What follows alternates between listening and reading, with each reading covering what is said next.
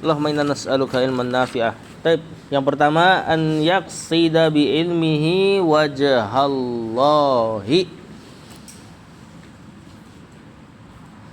Meniatkan, memaksudkan dengan ilmunya wajah Allah. Dalam kurung ikhlas.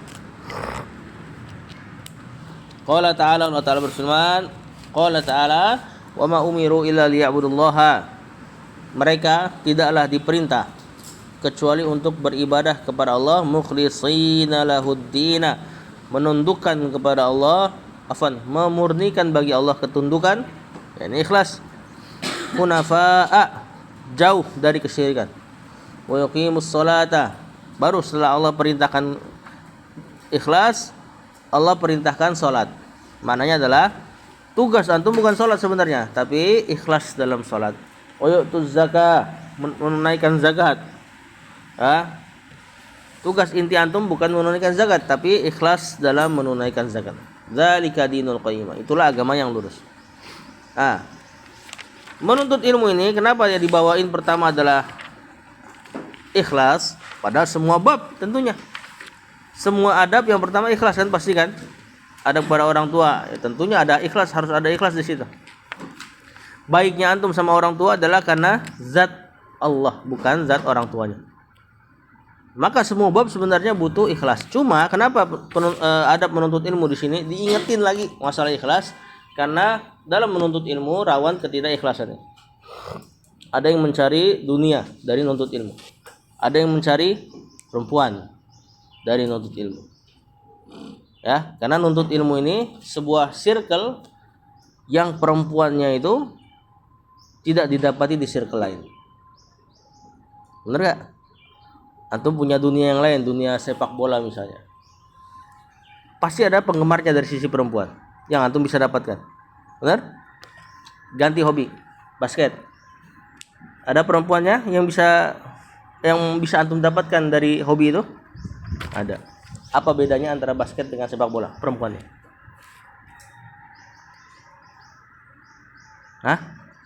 Dari pakaian, dari sikap, ada bedanya nggak?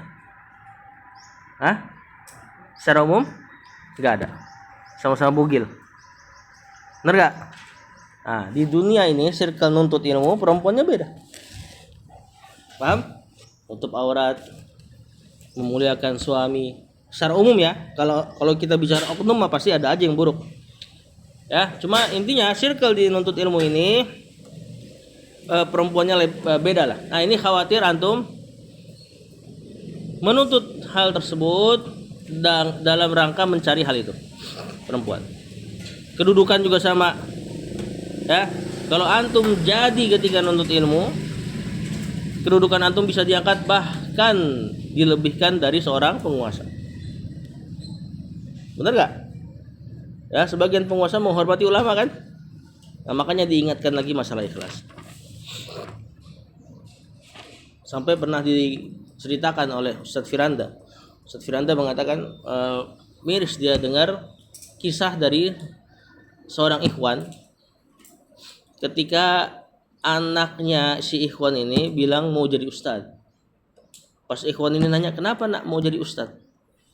Kira-kira jawaban yang bagus apa? Kenapa antum mau jadi ustadz? Misalnya nih, ada gak di antara antum yang mau jadi ustadz? Gak ada. Gak ada nih, serius nih. Kalau lah antum mau jadi ustadz ya gitu deh, saya nawar nih. Kira-kira alasan antum apa yang paling bagus? Bermanfaat bagi orang. Apalagi? Pekerjaan siapa? Pekerjaan siapa ini? Para nabi manusia terbaik. Berarti pekerjaannya pekerjaan terbaik. Dan seterusnya. Antum tahu anak ini bilang apa? Kata dia, jadi ustadz keren, motornya gede. Lihat, berubah ininya apa? Value-nya tentang ustadz berubah. Ya, yang dia cari motornya gede. Antum nggak usah ngebayangin siapa-siapa ya. Intinya ada gak yang seperti itu? Nah, ini tentu ada niat yang kurang bagus ketika mengikuti gaya hidup sebagian ustadz. Yang di situ ada kekeliruan juga. Ketika dia hobi tersebut kemudian diposting, dipamerkan, atau kehidupan yang lain. Maka hendaknya seorang dai juga tidak mengkontenkan seluruh kehidupannya. Walaupun menikmati nikmat-nikmat dunia yang memang mubah boleh. Cuma ketika dikontenkan itu jadi value-nya nanti. Khawatir ketika orang ingin menjadi dai yang dicari itu.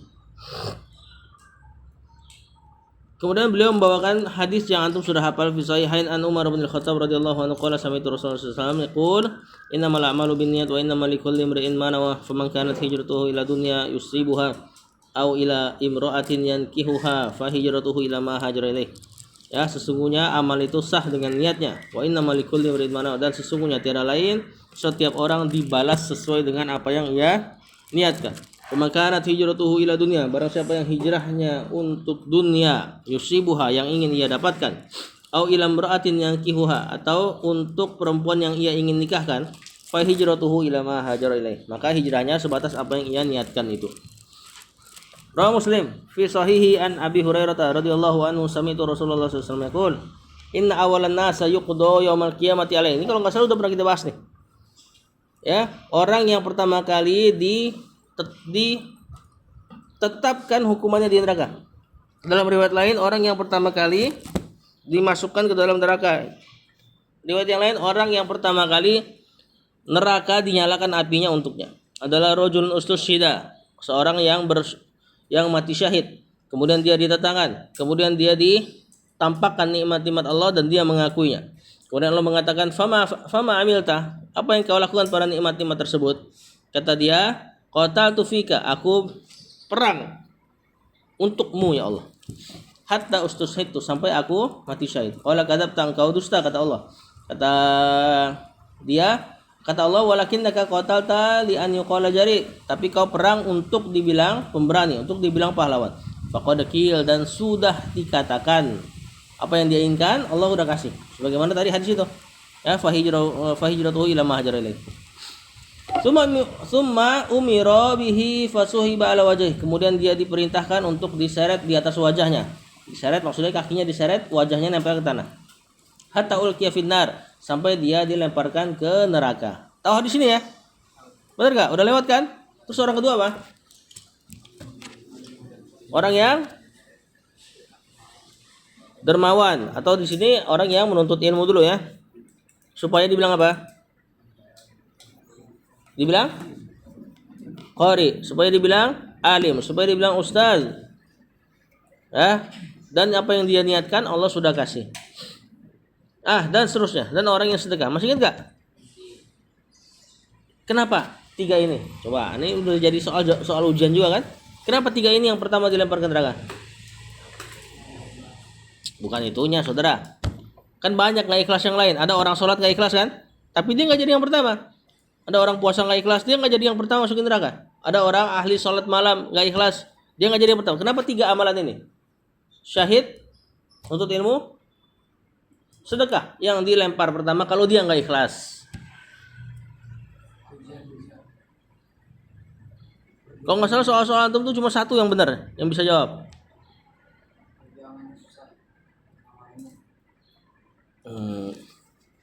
Kan? Ya sama tadi sholat, orang ahli sholat kalau dia nggak ikhlas kenapa nggak jadi yang pertama juga? Sama dengan penyakit hati.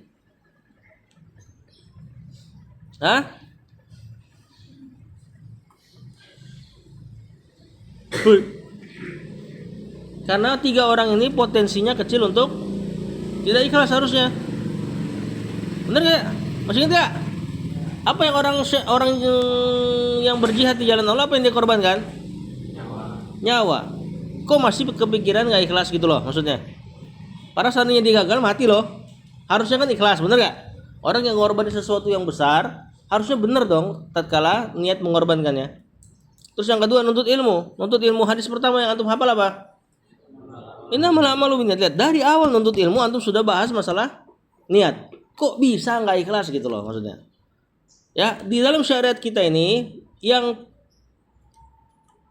melakukan keburukan, ya, kemudian pelakunya potensinya kecil untuk melakukan keburukan, itu hukuman besar.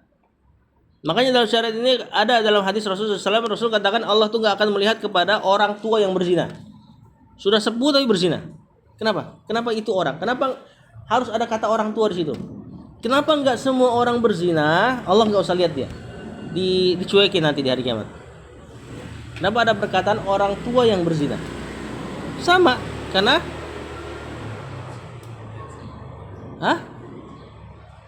apa? Karena potensinya kecil, orang udah tua. Berdiri aja susah. Berdiri dianya dan berdiri itunya. Tapi masih berzina. Terus yang kedua, orang pemimpin yang suka berdusta. Sama ini, potensi pemimpin berdusta itu kecil harusnya. Pemimpin saudara, dia tinggal suruh bawahannya gerak. Dia tinggal tetapkan aturan, rakyat insya Allah ngikut. Walaupun ada yang protes-protes sedikit. Bener gak? Harusnya pemimpin jujur gitu loh. Tapi masih aja bohong, takut ini rakyat. Padahal rakyat gak bisa ngapa-ngapain dia lah. Kecuali memang benar-benar full ya. Satu lagi anda lupa di hadis itu. Siapa? Nah ini juga sama. 3 orang ini potensinya kecil. Tadi orang yang jihad, yang dikorbankan nyawa. Orang yang nuntut ilmu. Paling banyak berinteraksi terhadap ayat-ayat dan hadis-hadis keikhlasan. Ya, nuntut ilmunya juga capek. Ngapal Quran capek kan? Ketemu orang tua jarang. Kecuali Ataya, Mumtaz dan teman-temannya. Ya. Kemudian masih aja nggak ikhlas, gitu loh. Dan yang ketiga apa? Orang yang bersedekah. Bersedekah menginfakkan hal yang paling kita cintai kan? Bener nggak? Duit. Nyarinya susah. Sebagian orang sampai nggak sholat tuh nyari duit. Ya, demi bisa kerja di satu perusahaan yang perusahaannya membenci sholat. Ada nggak kayak gitu? Banyak. Rata-rata bos-bos kan orang-orang kafir. Dia rela kerja situ ninggalin sholat. Ketika sudah dapat dia sedekahkan. Nah maka harusnya ketika dia mensedekahkan hal yang dia cintai, jangan sampai salah niat. Nah, tapi ternyata salah niat. Makanya 3 kelompok ini diantara yang paling pertama dimasukkan ke dalam neraka. Bukan berarti kafir ya. Bukan berarti hukumannya paling berat. Bisa aja dia masuk duluan, tapi nanti dikeluarkan. Karena 3 ini nggak mengisyaratkan dia kafir. Sedangkan orang kafir ya bisa aja ditunda masuk nerakanya. Siapa yang orang kafir yang paling terakhir masuk neraka? Kelompoknya. Dan itu selama-lamanya. Tapi paling terakhir sampai di sirat dia. Orang kafir yang lain gak sampai sirat. Kaum apa? Orang kafir kan nanti ketika dihisab pas mau digiring dihadirkan Tuhan mereka. Yang biasanya nyembah matahari, Allah datengin matahari. Akhirnya kata dia, "Oh, ini dia Tuhan gue nih." Ikut dia sama matahari. Matahari nyemplung ke neraka dia ikut juga. Yang nyembah bulan nanti sama surga. Yang nyembah sapi sama. Digiring sama sapi. Oh bayangin ya, orang digiring sama sapi masuk ke neraka. Nah ada satu kaum yang dia nggak nyembah itu. Dia ikut kaum muslimin karena dia nyembahnya Allah. Cuma nanti di sirat jatuh. Siapa yang nyembah Allah tapi kafir? Munafik. Orang-orang munafik sampai sirat. Lihat, dia pasti lebih lama daripada 3 kelompok ini. Benar gak? Karena dia sampai sirat, yang lain sudah masuk ke neraka. Maka 3 kelompok ini bukan berarti dia kafir, tapi dia paling pertama dimasukkan ke neraka. Bukan juga pastinya otomatis bukan berarti dia yang paling parah dosanya. Lanjut, faqad rawa Abu Daud bi sanadin hasan an Abi Hurairah radhiyallahu anhu qala Rasulullah sallallahu alaihi wasallam man ta'allama ilman, barang siapa menuntut ilmu mimma yubtagha bihi wajhullah, yang ilmu itu harusnya ia tuntut dalam rangka mengharapkan wajahnya Allah, la yata'allamuhu illa liyusiba bihi aradan minad dunya, tapi dia tidak menuntut ilmu tersebut kecuali untuk mendapatkan sebagian dari dunia. Maka orang seperti ini apa? Lam yajid arfal jannah, tidak akan mencium bau surga. Yaumal qiyamati, pada hari kiamat. Maksudnya apa? Sebelum bisa jelaskan, anu udah sering ulang ini. Maksud dari perkataan tidak mencium bau surga. Jauh dari surga. Baunya aja nggak kecium, apalagi masuk surga. Karena bau surga itu jauh. Mana kedua apa? Itu kan yang bisa dijelaskan tuh. Kalau cium baunya aja enggak, berarti enggak mungkin masuk ke surga. Tentu ingat, ini bukan enggak mungkin ya, lagi-lagi maksudnya potensi masuk surga kecil banget. Berarti di neraka dulu. Atau dia langsung masuk surga, tapi dia enggak mencium aroma wanginya. Ya. Masuk surga tapi enggak mencium aroma wanginya. Padahal aroma wangi surga di antara nikmat-nikmatnya. Dan yang pertama lebih sering dijelaskan oleh para ulama. Yang kedua, poin kedua dari adab menuntut ilmu, ar-rihlatu fi talabil ilmi. Rihlah dalam menuntut ilmu. Apa rihlah? Jalan-jalan. Menempuh perjalanan intinya ya. Menempuh perjalanan dalam menuntut ilmu. Dengan catatan kalau ada ilmu yang tidak didapati di negerinya. Ada ulama yang tidak pernah rihlah seumur hidup. Tapi jadi. Siapa dia? Seumur hidup nggak pernah rihlah. Tapi semua orang rihlah kepada dia. Siapa dia? Siapakah aku? Di mana kira-kira sumber ilmu? Sumber ilmu di mana?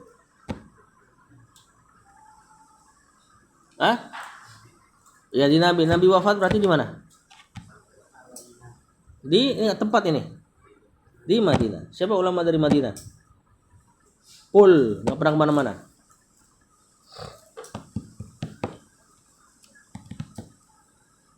Sampai-sampai amalan ahli Madinah jadi dalil buat dia. Dalam mazhabnya. Nah, berarti kan 4 mazhab nih.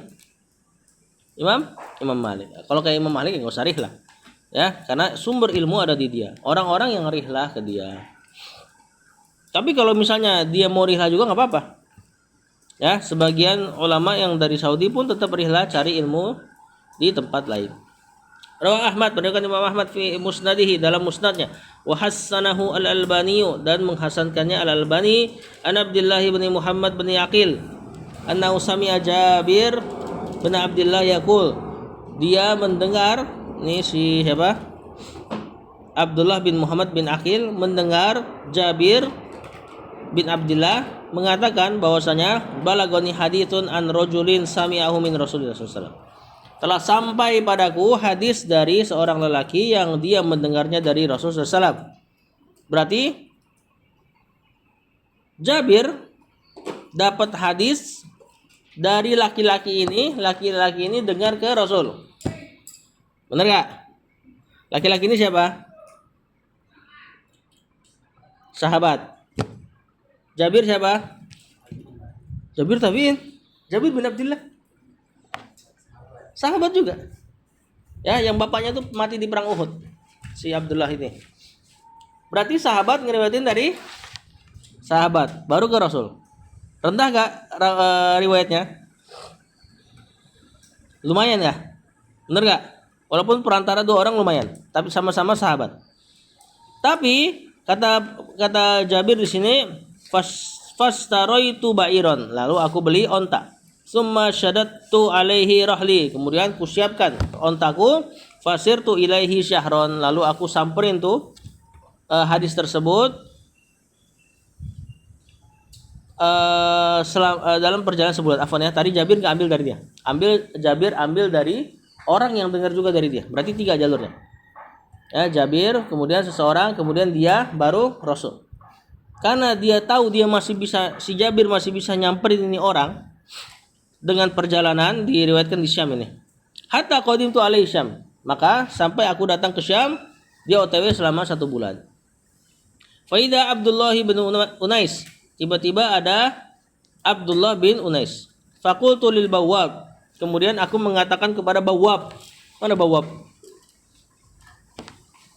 Bawwab satpam kurang lebih. Dari makna bab, pintu. Bawwab tukang pintu, maksudnya jagain pintu. Kullahu, kata Jabir pas nyampe di rumah orang yang dengar hadis ini. Kullahu Jabirun alal bab. Ada Jabir di pintu.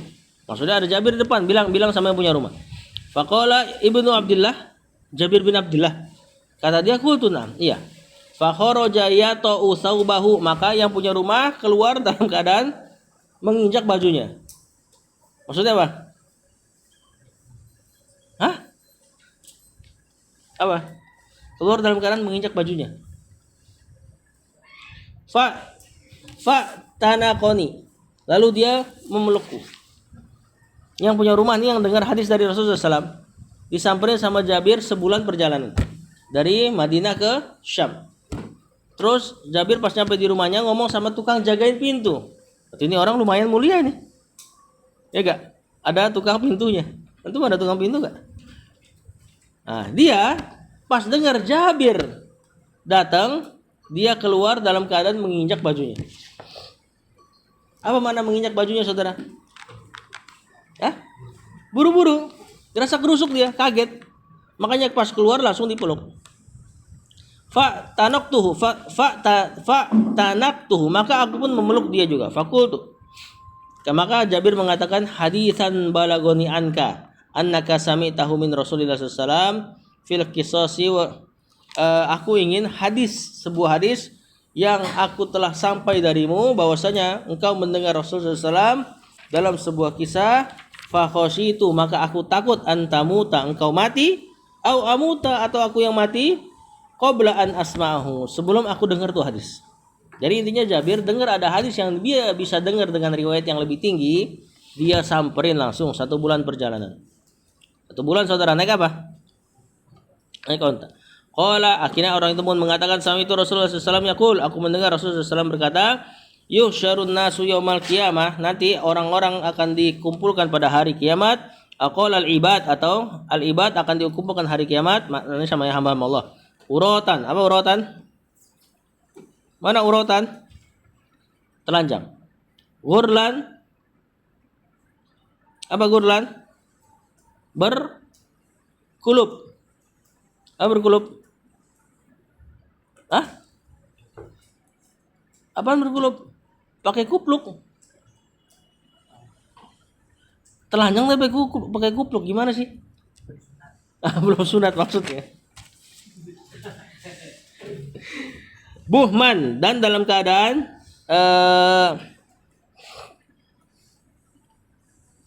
enggak pakai apa-apa, sampai nyeker juga. Qulna ma buhman. Kemudian kami mengatakan, apa itu buhman? Qala laisa mahum syai'un, tidak pakai apa-apa. Summa yunadihim bisautin yasma'uhu min qurbin. Kemudian terdengar suara ketika manusia lagi dikumpulkan dalam keadaan telanjang, ya, terdengar suara yang mengatakan, yang suara tersebut didengar sama antara orang yang dekat dan yang jauh, kedengarannya sama. Apa suaranya? Anal malik, anad dayyan,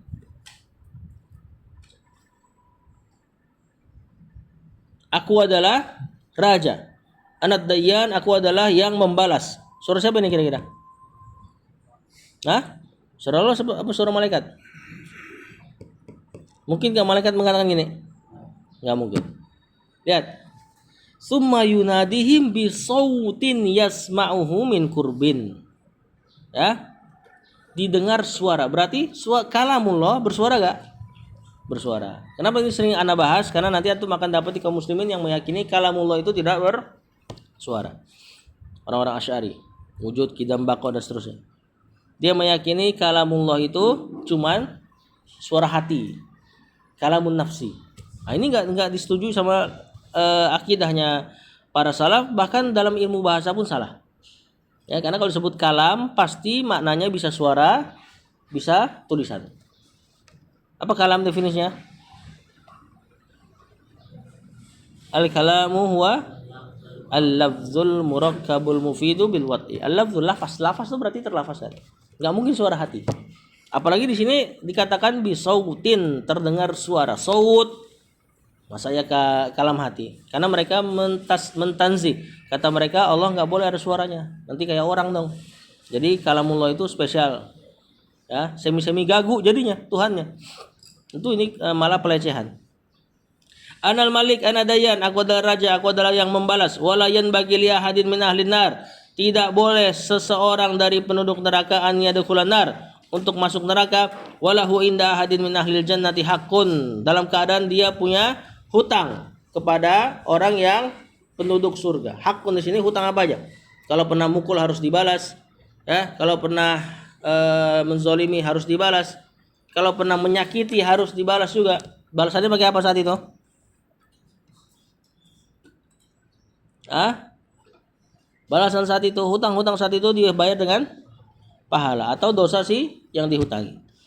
Hatta akussahu minhu, sampai kukisos dia. Walayan bagi, ini masih suara yang terdengar ya. Walayan bagi liahadin min ahlil jannah, sama nih. Dan tidak pantas bagi penduduk surga untuk memasuki surga dalam keadaan ada seorang penduduk neraka yang mempunyai hak atasnya. Jadi ahli surga juga kalau masih ada hutang sama ahli neraka nggak bisa masuk surga. Ya, makanya seperti apa, amalan apa yang terhalang dari masuk surga gara-gara punya hutang? Mati syahid terhalang masuk surga gara-gara punya hutang. Hutang boleh nggak? Hukumnya boleh. Tapi masalah urusan sama manusia harus diselesaikan. Apakah pengetahuan antum bahwasanya hutang menghalangi dari mati syahid bikin antum takut berhutang doang? Saudara-saudara, pengetahuan antum terhadap bahwasanya hutang menghalangi manusia dari masuk surga bahkan walaupun dia mati syahid, apakah bikin kita takut untuk berhutang doang? Hutang doang enggak? Ini masalah hutang doang enggak? Enggak. Ya. Maksudnya adalah kalau hutang aja menghalangi seseorang dari masuk surga, walaupun dia mati syahid, maka yang lebih parah dari hutang apa? Hah? Ya, zalim. Apa yang diambil? Hutang kan duit. Atas kerelaan kan? Cuma nggak mau bayar aja gitu. Nah, apalagi duit yang diambil dengan tidak kerelaan. Nyuri, korupsi, ya, gibah. Gibah tuh berarti ngambil kehormatan orang. Ini sama, nggak bisa memasukkan seorang dari surga sampai dibalas dulu. Ya, karena manusia itu nggak ghafurur rahim. Beda dosa-dosa dengan Allah bisa mudah maafkan dengan taubat. Ya, maka hadis tentang masalah hutang tadi hendaknya bikin kita takut masalah hak orang, bukan cuma utang. Kemudian hatta aqussahu minhu hatta latmah, sampai kukisos orang tersebut, penduduk surga tersebut yang punya kezaliman kepada ahli neraka, walaupun cuma dengan kisos sebatas 1 kali tamparan. Qulna kaifa? Terus kami mengatakan, gimana kok bisa orang-orang wa inna manatillaha uratan ghurran buman, gimana kok bisa kita dikumpulkan barang-barang dalam keadaan telanjang, enggak sunat dan enggak bersendal. Kira-kira antum makan lihat-lihatan enggak? Hah? Ada Britney Spears tuh misalnya pada saat itu. Naudzubillah kalau kita dibangunkan bareng dia. Antum nengok enggak? Enggak. Pada hari itu lebih menyeramkan. Sampai-sampai Aisyah juga pernah nanya begini kepada Rasulullah SAW, gimana keadaannya? Terus kata, apakah enggak saling lihat? Kata Aisyah, kata Rasulullah SAW, hari itu enggak seperti yang kau bayangkan. Dan ini terjadi kok di beberapa tempat kalau ada gempa. Orang-orang keluar dan biasanya udah enggak ingat siapa aja yang keluar kalau gempanya parah. Bahkan orang yang biasa bercadar, pernah diceritakan oleh Ustaz Nuzul Zikri, salah satu akhwatnya, salah satu muridnya lah yang suka ngaji. Gempa, dia keluar, spontan keluar. Tentu nggak pakai jilbab, nggak pakai apa-apa, pakai daster aja keluar. Ya, setelah gempa keluar dia masuk lagi. Dan nggak ada omongan tentang itu perempuan. Artinya apa? Itu perempuan nggak dilihat sama orang-orang sekitar. Orang-orang sekitar sama-sama sibuk lagi nyelamatin dirinya. Ya, nah tuh bayang itu gempa aja kadang kayak gitu. Nah hari itu lebih parah, gunung-gunung diangkat, ditabrakan antara gunung satu dengan gunung lainnya. Matahari dilipat, nggak tahu tuh bentukannya kayak gimana tuh. Langit dibelah, sebagian mengatakan langit dilipat, kita nggak tahu tuh ujungnya langit kayak gimana, tapi dilipat. Entah seperti apa menyeramkannya. Atau perhatikan Nabi Nuh ketika banjir, dia mengatakan kepada anaknya apa? Dia mau nyelamatin anaknya kan? Terus anaknya mengatakan apa? Anaknya mau kemana? Mau ke gunung. Akhirnya anaknya tenggelam gak? Tenggelam. Bapaknya masih mau istighfarin, ya kan? Akhirnya nanti Allah larang dia. Innahu amalun ghairu sholih. Kata Allah, dia bukan anakmu, dia amalan yang tidak soleh. Ya. Kemudian Allah ancam Nabi Nuh gara-gara pengen doain anaknya yang mati dalam keadaan kafir. Berarti kalau kafir bukan anaknya. Antum perhatikan. Itu anaknya ke gunung. Tadi tenggelam enggak? Tenggelam. Berarti airnya sampai airnya sampai puncak gunung. Antum bayangin ada banjir segede itu, air sampai puncak gunung. Air. Ya kan? Ya, antum lihat paling kita banjir semana sih yang udah bikin kita belabakan? Kayak kemarin di Aceh itu. Kan sampai atap kan? Itu orang-orang udah nggak bisa makan dan sebagainya, banyak yang keseret. Lihat nggak video-videonya, ada beberapa mayat yang kelihatan kakinya doang di atas, nanti ditarik dari tanah. Itu kayak gitu udah porak-poranda tuh. Antum bayangin air sampai gunung, Nabi Nuh masih peduli sama anaknya. Saya nggak sama anaknya dia, saya. Antum tahu ayat Yauma yafirrul mar'u min akhi, hari di mana orang-orang lari dari saudaranya. Wa ummihi wa abi, hari di mana orang-orang lari dari ibu bapaknya. Wa sahibatihi wa bani. Benar enggak? Dan hari di mana orang-orang lari dari istri dan anaknya.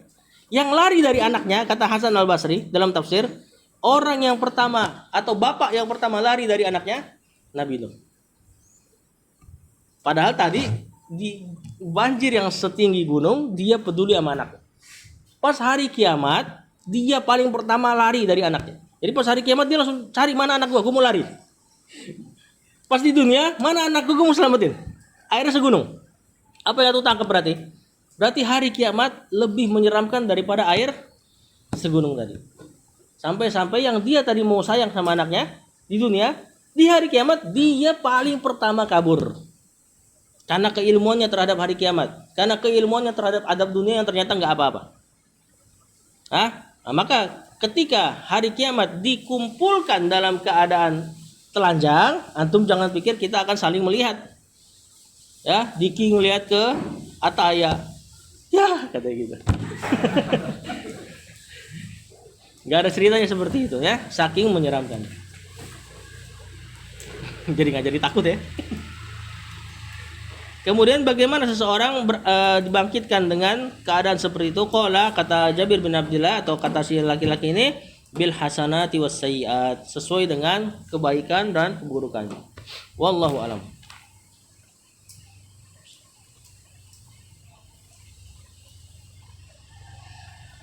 Oh, maksudnya adalah tadi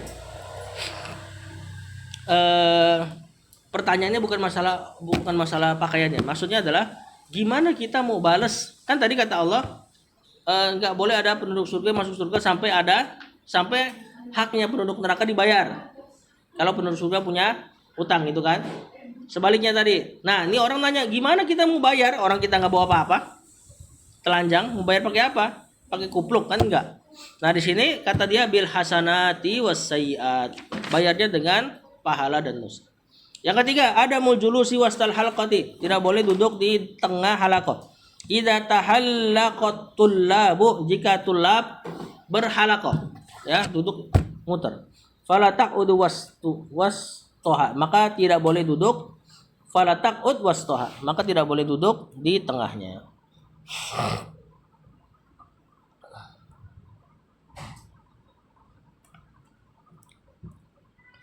Lima rawahu Tirmidzi wa qala hasan sahih an Abi Mijlas, dari Abi Mijlas anna rajulan, ada seseorang laki-laki qa'ada wastahal qatin, duduk di tengah halaqah. Ini biasanya Arab ya. Faqala Hudzaifah mengatakan mal'unun ala lisani Muhammad. Orang ini terlaknat melalui lisannya Muhammad. Berarti ini Rasul sudah wafat ini. Ya. Hudzaifah mungkin jadi salah satu yang ada di halaqah itu atau jadi pengajar. Ketika Hudzaifah mengatakan mal'unun ala lisani Muhammad, orang ini terlaknat karena melalui lisannya Muhammad. Apakah ini menjadi hadis atau perkataan sahabat?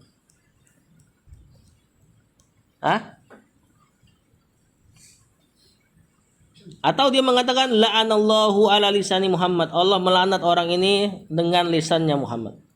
Siapa? Man qa'ada wastal halqah, orang yang duduk di tengah halaqah. Ini hadis apa asar? Asar itu ucapan Rasul, ucapan sahabat. Atau disebut hadis mauquf. Kalau ucapan hadis marfu. Mauquf atau marfu?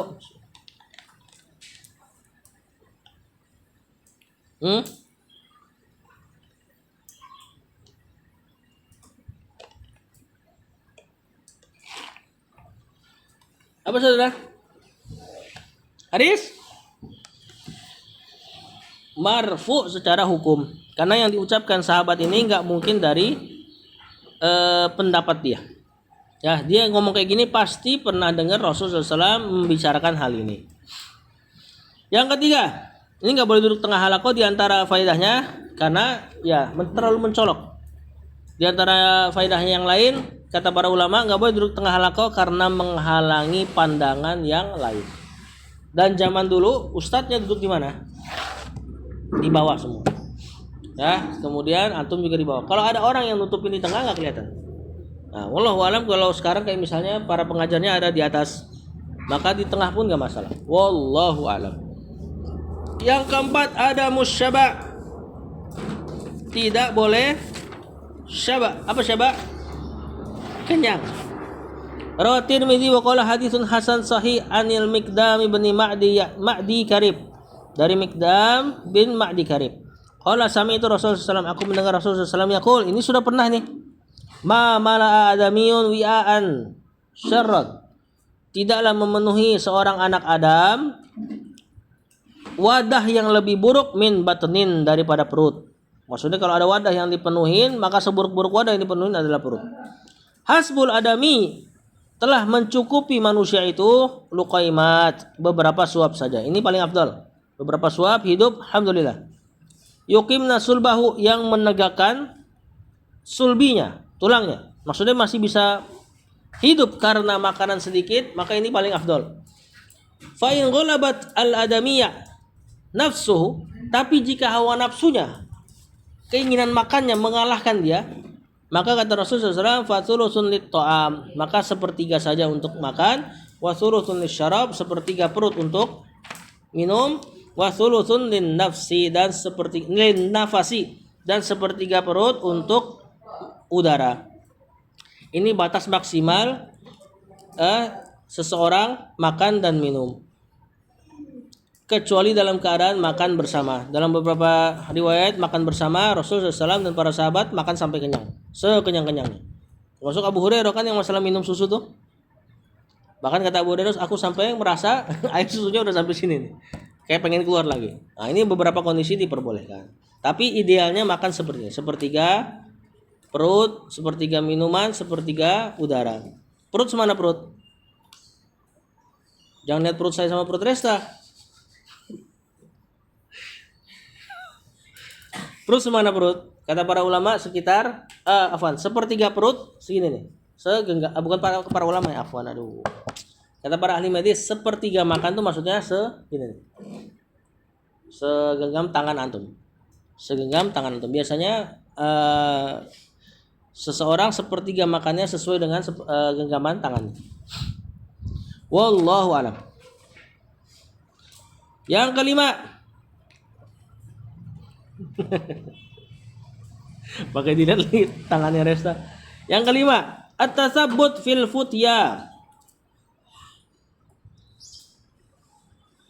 Tasabbut itu apa?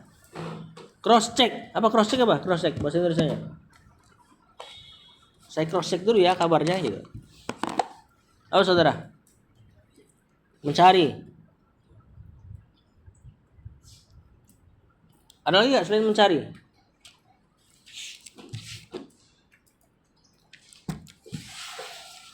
Apa sih cross check ya? Intinya hati-hatilah. Dia kalau mau fatwa harus hati-hati. Di cross check dulu.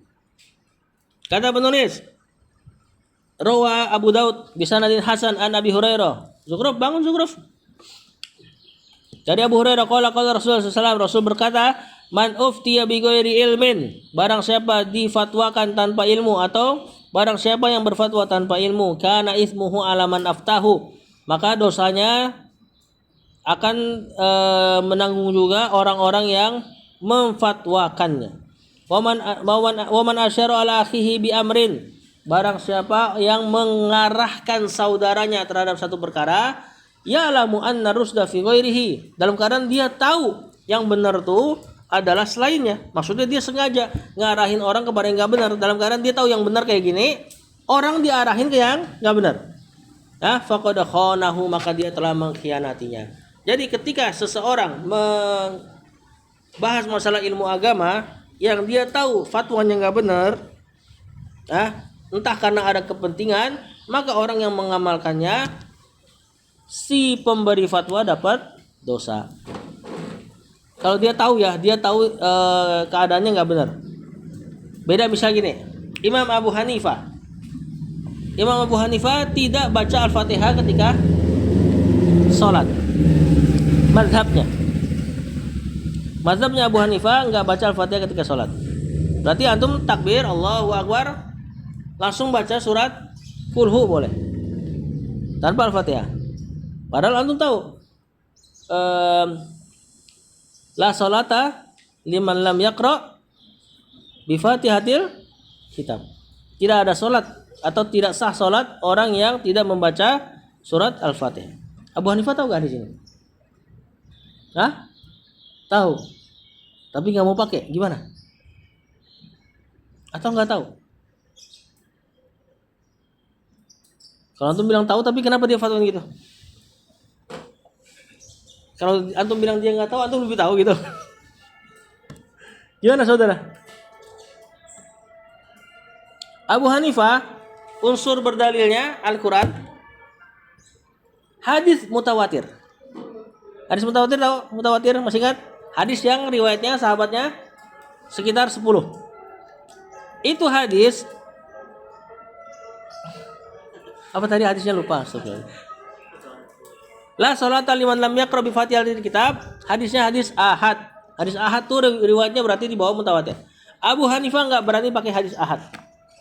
Karena dia tinggal di Irak. Dia tinggal di Irak yang banyak pemalsu hadis. Dia berani pakai hadis kalau mutawatir atau ahadnya masyhur. Ahadnya hadis yang terkenal. Minimal ya ini hadis ahad tapi orang pada pakai gitu loh.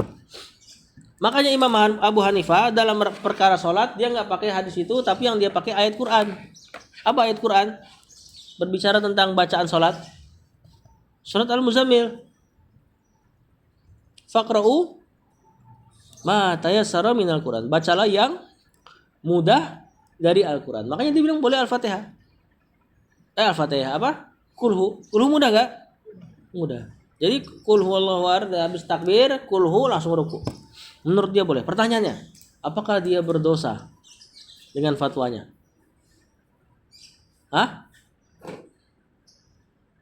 Dosa gak? Kenapa dia gak dosa? Hati-hati. Intinya dia punya perangkat dalil yang lengkap.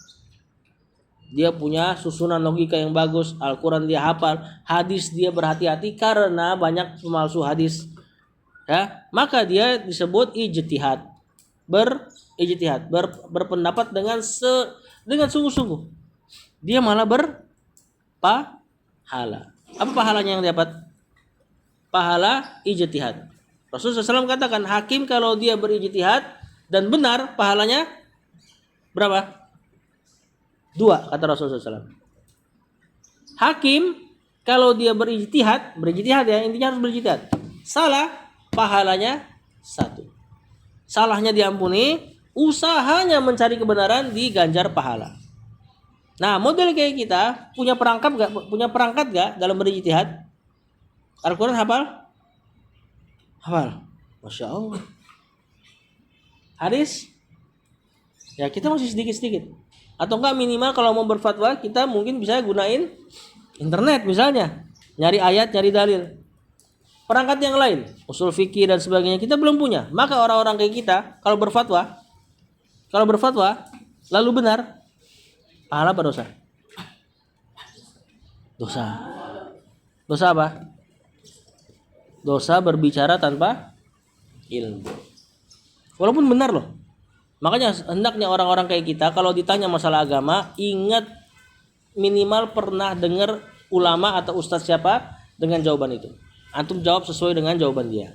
Ini paling aman. Jangan sampai nyimpulin hukum sendiri dari Al-Quran, dari hadis yang kita belum punya perangkat full.